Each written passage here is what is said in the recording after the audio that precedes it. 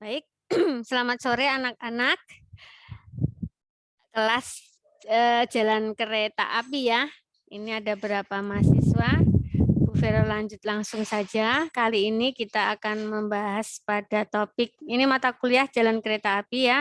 Selamat sore anak-anak mahasiswa Teknik Sipil Institut Teknologi Nasional Yogyakarta yang Bu Vero ampu hari ini di mata kuliah jalan kereta api setelah ujian tengah semester. Ini materi akan kita manfaatkan untuk persiapan ujian akhir semester. Kali ini kita bahas adalah geometri jalan rel. Ya, sehat semua kalian ya? Sehat, Bu. Alhamdulillah.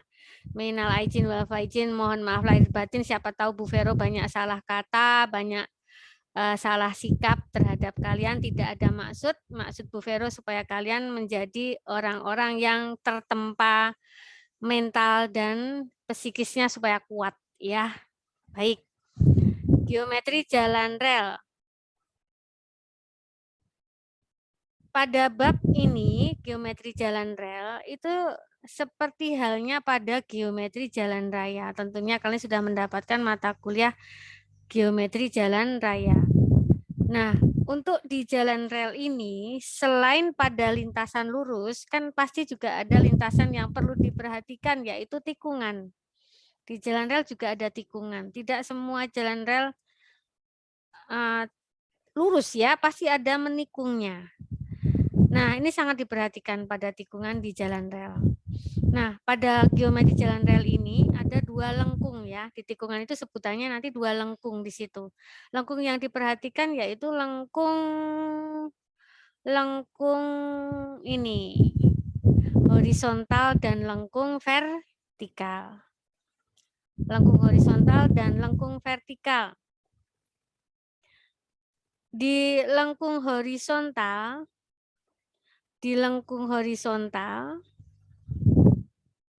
jika seperti pada gambar, jika dua lintasan lurus perpanjangannya bertemu membentuk sudut, maka dua bagian itu harus dihubungkan oleh suatu lengkung horizontal karena tikungan. Hal ini supaya perubahan alinyemen horizontal pada saat menikung terjadi secara bertahap, tidak patah-patah. Ya, menikungnya tidak patah-patah. Nah, saat kereta api melalui tikungan ini atau lengkung horizontal ini yang digambar itu, timbul pasti gaya tarik ke dalam atau gaya sentrifugal. Gaya rebah ke dalam, gaya sentrifugal, gaya yang ditarik pusat.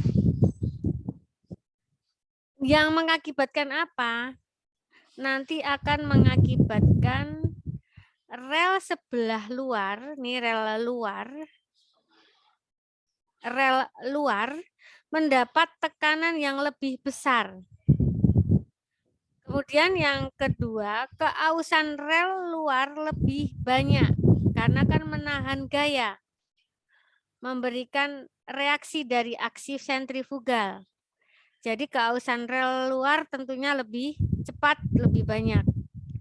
Kemudian berikutnya bahaya tergulingnya kereta api. Bisa terjadi kereta api mengguling. Untuk menghindari hal tersebut, maka perlu adanya peninggian pada rel luar.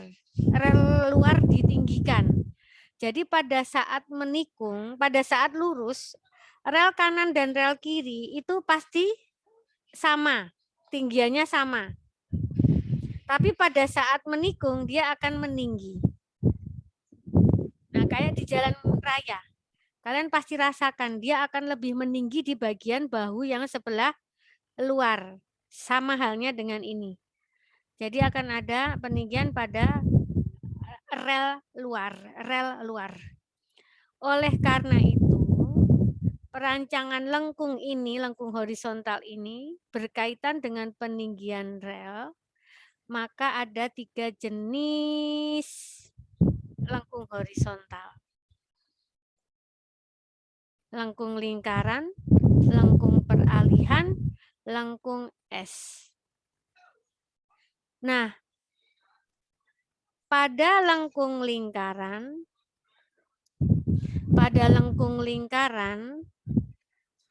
kedudukan kereta pada saat pada kedudukan kereta melewati lengkung ini, ya, di gambar itu, untuk berbagai kecepatan, kan ada macam-macam kecepatan tiap jenis kereta, tiap jenis gerbong, ya, itu kan kecepatannya berbeda. Rata-rata di kita itu 100 hingga 110. Itu kereta-kereta yang konvensional. Di kita masih menggunakan beberapa itu. Nah, pada kedudukan kereta melewati lengkung ini, horizontal ini, untuk berbagai kecepatan, jari-jari minimumnya yang digunakan perlu ditinjau dari dua kondisi. Dari dua kondisi. Yaitu kondisi di mana gaya sentrifugal yang terjadi diimbangi gaya berat saja. Kemudian yang berikutnya, gaya sentrifugal ini juga diimbangi oleh berat dan kemampuan dukung komponen struktur jalan rel. Bagaimana bisa mengikat si kereta tidak terjadi guling. Ya. Jadi pada saat di sentrifugal itu ada peninjauan di mana berat keretanya, ya, gaya beratnya saja, atau gaya beratnya juga sama ikatnya struktur jalan relnya, supaya tidak terjadi penggulingan.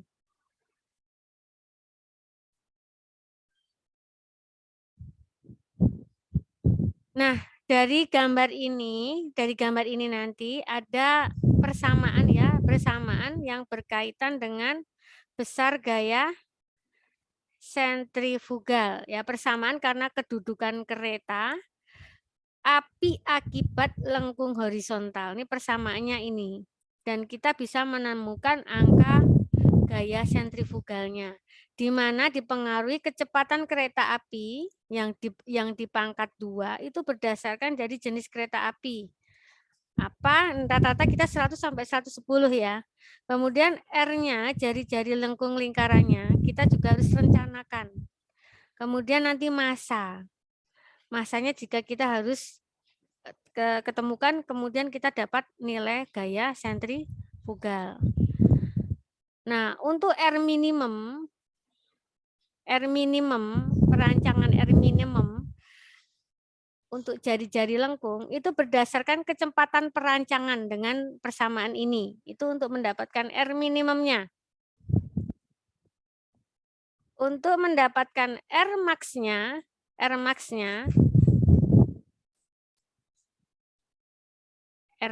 Ibu. Oh, nanti R minimum juga ada, ini R minimum yang pertama, ini digunakan untuk yang, jadi secara praktis yang kita pakai R min yang ini, yang di slide itu, secara praktis untuk gaya sentrifugal yang diimbangi dengan gaya berat saja, itu yang ini. Berapa? 0,08, ya. Dikalikan kecepatan kereta api di pangkat 2.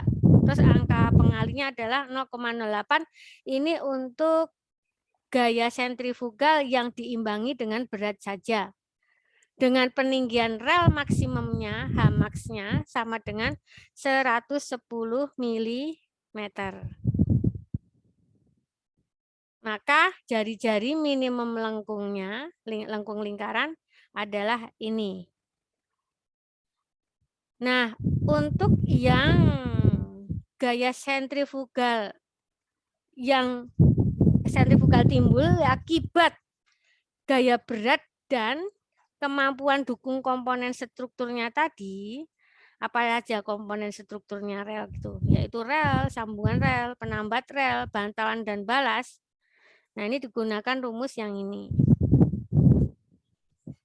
Bedanya di 0,054 dan 0,08.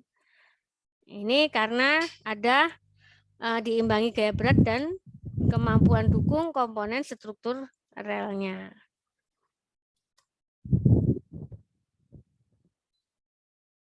Nah, kemudian untuk lengkung lingkaran tanpa lengkung seperti ini, lengkung lingkaran tanpa lengkung transisi, lengkung lingkaran tanpa lengkung transisi.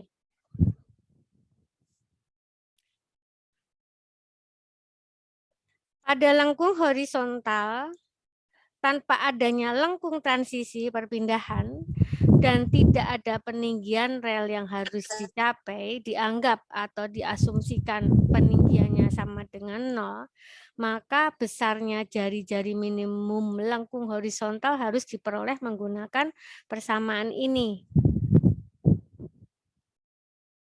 Nah, dari disajikan ini persyaratan. Nah, tabel ini memuat daftar jari-jari minimum tadi. Jari-jari minimum. Jadi jari-jari minimum lengkung horizontal tanpa lengkung transisi dengan berbagai kecepatan dari jenis-jenis gerbong kereta api yang diizinkan. Ini digunakan oleh KAI-nya kita.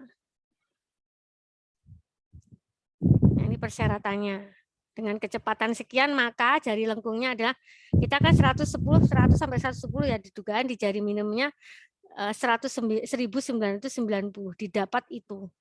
Untuk jari minimum lengkung lingkaran yang diizinkan dengan lengkung transisi ini, yang tanpa lengkung transisi demikian. Dengan persamaan pendekatannya yang ini.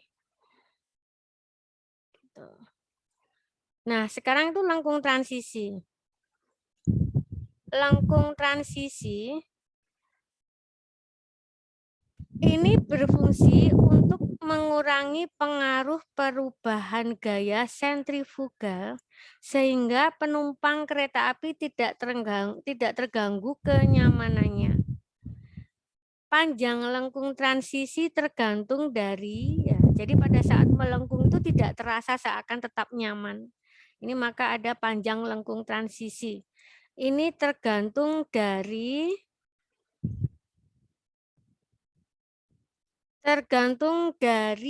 perubahan gaya sentrifugal tiap satuan waktu.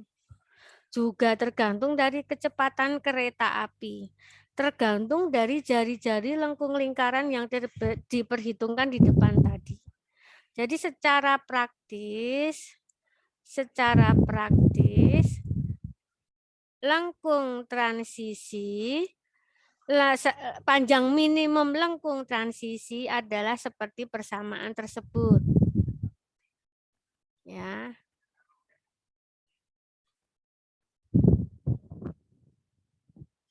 Itu lengkung transisi. Nah, lengkung S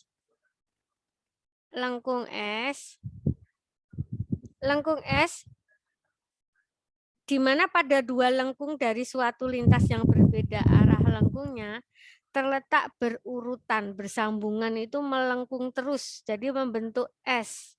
Mungkin melewati bukit yang tidak bisa dipangkas, atau danau, atau sungai, atau jurang. Nah, terjadilah seperti gambar tersebut, membentuk S.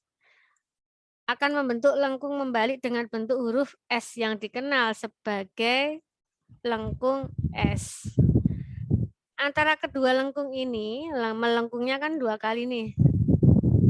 Antara kedua lengkung ini diharapkan atau bukan diharapkan, diwajibkan, diharuskan diberi bagian lurus. Ada kan tuh di gambar tuh bagian lurus. Lurus itu minimum 20 meter, minimum ya. Di luar lengkung transisi. Ini namanya lengkung S, dua lengkung transisi yang berkelanjutan, dan diantaranya itu harus ada bagian lurus minimum 20 meter. Ya, untuk apa ya? Untuk menyamankan ya, untuk mengamankan kereta tidak terjadi slow motion yang terlalu dipaksakan, ya maka diberi lurus itu dulu. Untuk percepatan sentrifugal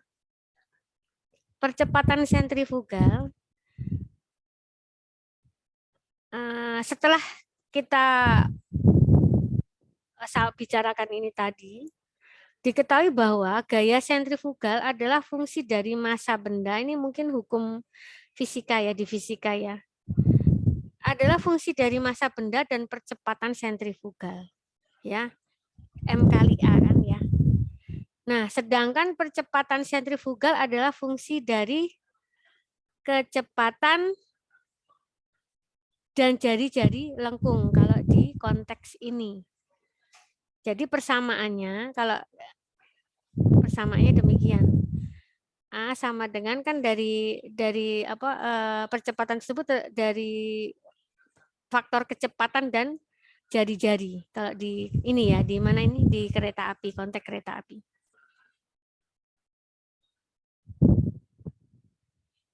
Ya.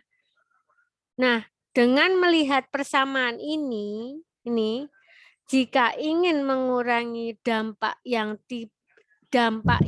timbul akibat percepatan sentrifugal, maka perlu diperbesar mungkin jari-jari lengkungnya atau mengurangi membatasi kecepatan kereta api atau peninggian rel tadi sebelah luar. Nah, jika peninggian rel, Bu Vero, peninggian rel.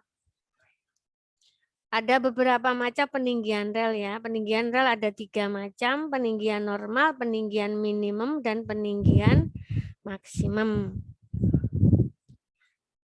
Peninggian normal berdasarkan kondisi komponen jalan tidak ikut menahan gaya sentrifugal. Itu jika di peninggiannya hanya peninggian normal. Berdasarkan kondisi komponen jalan tidak ikut menahan gaya sentrifugal. Jadi hanya gaya berat saja yang mengimbangi gaya sentrifugal. Tidak struktur relnya. Komponen jalan itu maksudnya jalan rel ya, tidak komponen struktur jalannya tidak ikut, hanya yang mengimbangi adalah berat saja, gaya berat saja mengimbangi gaya sentrifugal. Maka persamaannya adalah demikian. Ini untuk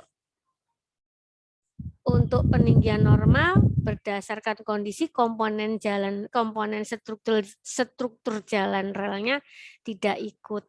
Jadi hanya gaya berat saja yang mengimbangi gaya sentrifugal. Nah, kalau peninggian minimum persamaannya ini peninggian minimum ini berdasarkan pada kondisi gaya maksimum yang dapat ditahan oleh komponen struktur jalan rel.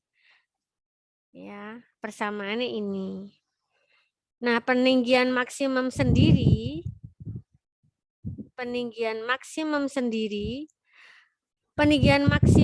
itu berdasarkan pada stabilitas kereta api saat berhenti di bagian lengkung.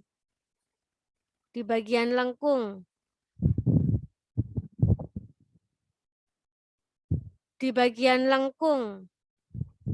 Dengan pembatasan kemiringan sebesar 10%. Jika lebih dari itu, maka benda-benda akan bergeser ke arah sisi dalam. Jadi peninggian maksimum perlu 110 mm. Peninggian rel dicapai dan dihilangkan tidak secara mendadak, tetapi berangsur-angsur sepanjang lengkung transisi seperti yang terlihat pada ini. Ya. Nanti ada diagramnya Bu Fer, sepertinya. Nah, panjang transisi disentuh dengan persamaannya ini ya, persamaannya ini. Kemudian diagramnya Bu Vero punya enggak ya? Ada diagramnya. Oh iya, ada nih kayaknya Bu Vero ya. Oh iya, ada nih.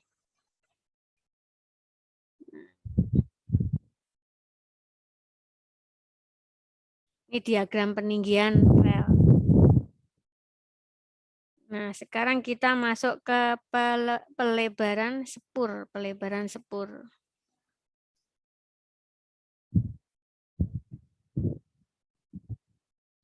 Nanti kalau di kereta api banyak membaca tabel nih nanti kalian.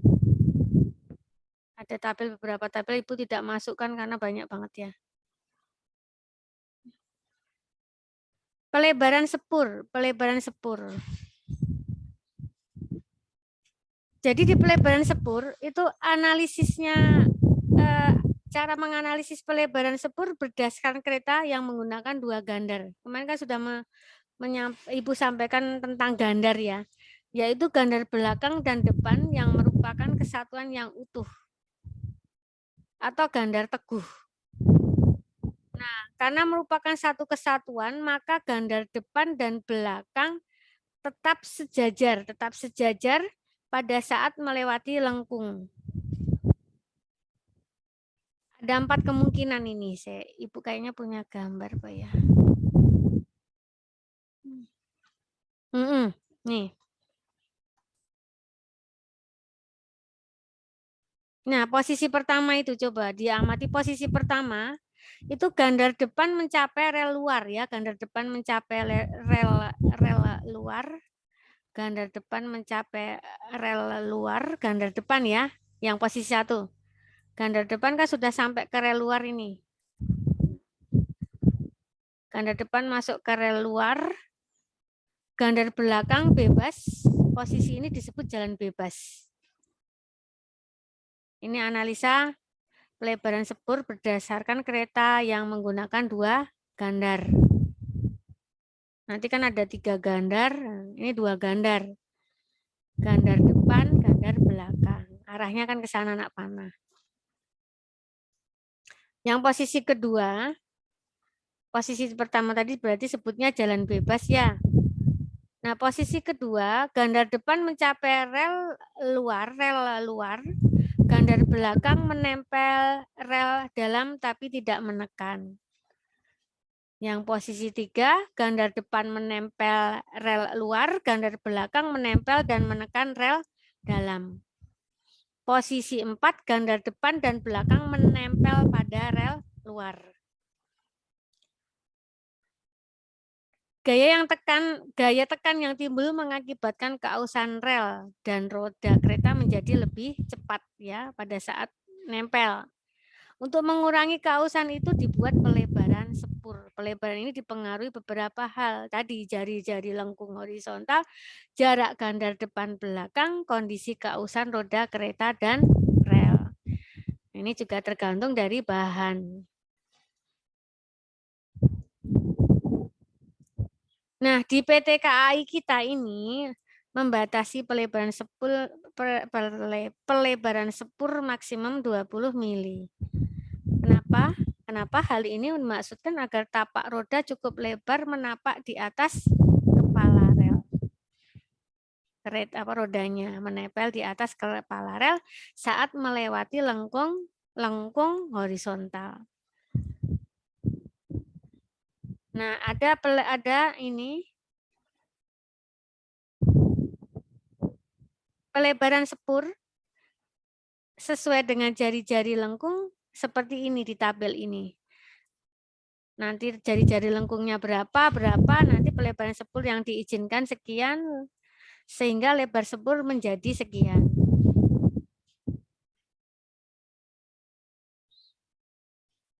Lebar sepur kan berdasarkan standar lebar sepur di setiap negara kan kita sekitar 1067 ini ya di kita ya di Indonesia.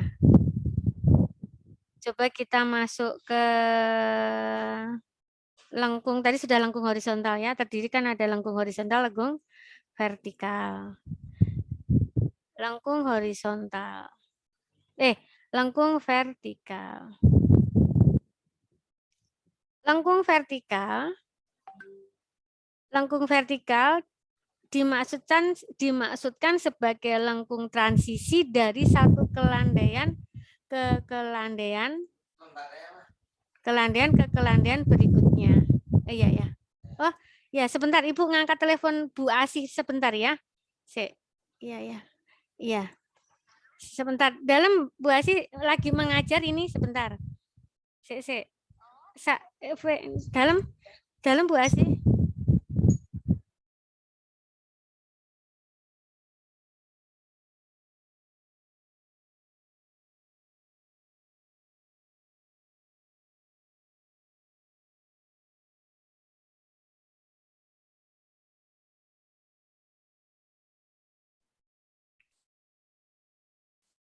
Jadi lengkung vertikal ini dimaksudkan sebagai lengkung transisi dari satu kelandian ke kelandian berikutnya, sehingga kelandiannya berangsur-angsur dan beraturan, selain itu juga untuk selamat. Jadi melandainya itu berangsur-angsur, halus, smooth. Jadi lengkung vertikal ada dua, lengkung cembung dan lengkung cekung. Lengkung cembung dan lengkung cekung. Lengkung cembung itu muntuk, kalau cekung jeglong ya, apa sih? Ya, ke dalam, cembung keluar. Menggemuknya keluar, kalau cekung menggemuknya ke dalam. Lengkung cembung ialah lengkung yang kecembungannya ke atas ya, ke atas. Nah, lengkung cembung ini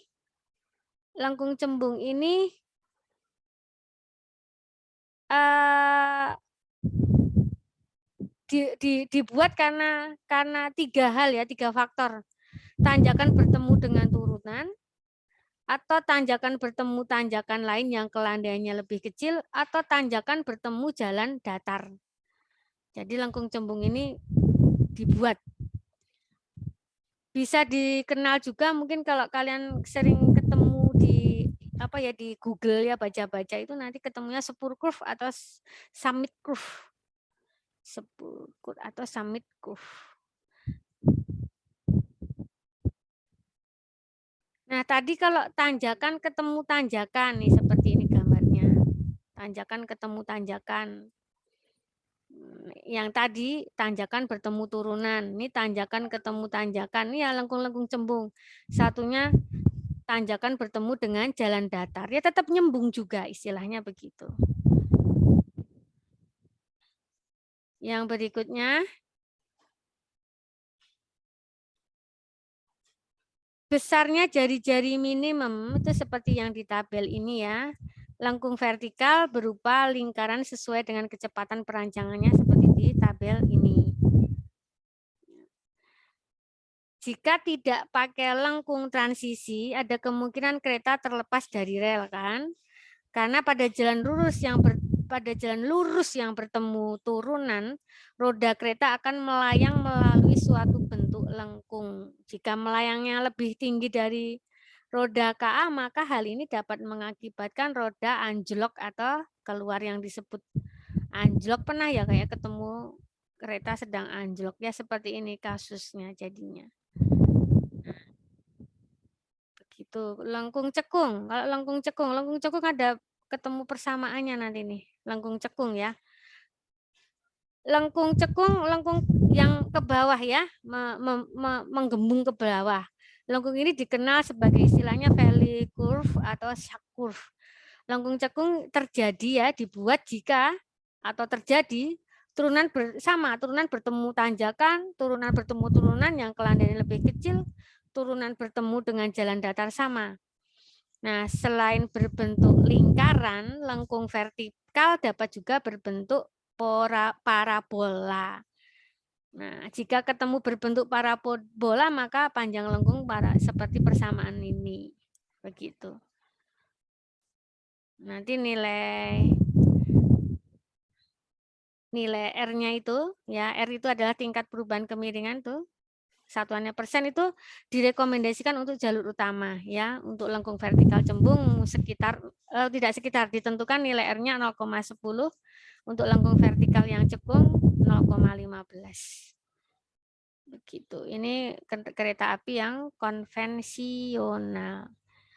Nah, gambar-gambarnya Ibu nggak masukkan ya. Gambar-gambarnya ya tidak jauh beda dengan cembung tadi, cekungnya.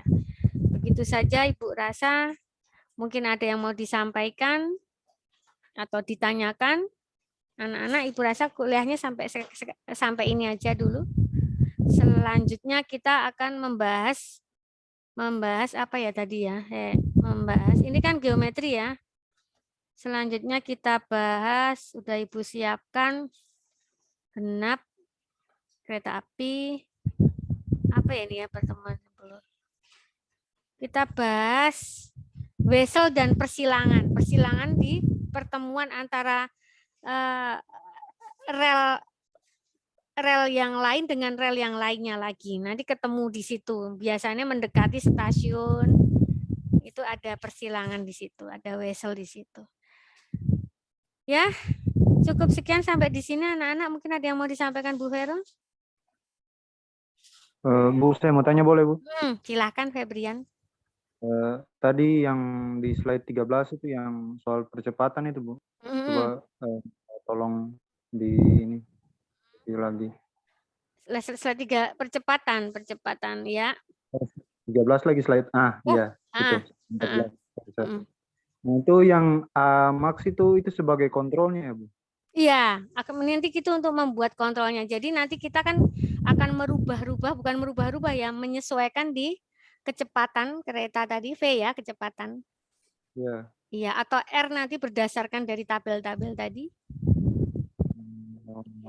Iya, jadi ya terima kasih kembali Febrian. Jadi A yang kita harapkan itu maksimal 0,0478 masih dikalikan dengan nilai gravitasi. Supaya tidak Febrian, anak-anak tidak rebah ya kereta api ya. Ya, tidak rebah ketarik ke dalam. Iya, mungkin kecepatannya dikurangi atau R-nya diperpanjang. Kalau R makin panjang pada saat lengkung, R makin panjang kan lengkungnya makin smooth ya. Iya, Bu. Iya, gitu ya Febrian, logikanya di situ ya. Yang dirubah-rubah V atau R tadi berdasarkan tabel-tabel yang distandarkan oleh KAI tadi ya. Begitu. Ada lagi mungkin yang lain, biasanya siapa Febrian itu si Ronald, mungkin mau bertanya Ronald. Masuk nggak tahu anaknya? Bu, masuk ya. Bu. Ada ya. Bu. Ronald mau bertanya tidak? Saya mau bertanya Bu.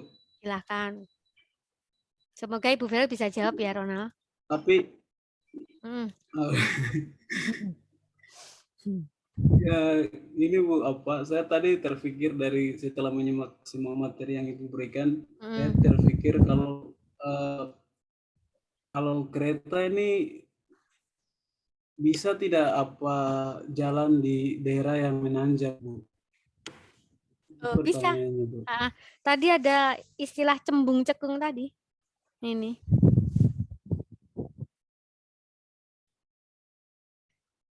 Lengkung vertikal namanya. Kalau lengkung horizontal itu kita seperti ular jalan. Itu namanya lengkung horizontal. Kalau lengkung vertikal itu seperti ular naga mungkin berjalan begini. Ronald. Paham ya? Ibu lihat nih, Ibu kelihatan nggak tahu. Kalau lengkung horizontal kan ada lengkung vertikal dan lengkung horizontal. Kalau lengkung horizontal itu hanya belok kanan, belok kiri. Kalau lengkung vertikal naik dan turun gitu, naik turun. Ini lengkung vertikal. Lengkung horizontal kita naik kendaraan itu cuma belok kanan, belok kiri, itu lengkung horizontal. Kalau lengkung vertikal kita naik, kita turun naik motor.